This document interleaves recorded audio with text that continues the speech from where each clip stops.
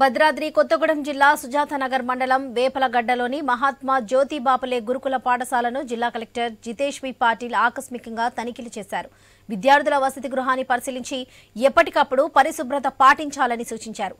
విద్యార్థులు పడుకోవడానికి dual beds ఏర్పాటు చేయాలని తెలిపారు. చలి నుండి రక్షణకు దుప్పట్లు, వేడి ఆహారం అందేలా చూడాలన్నారు.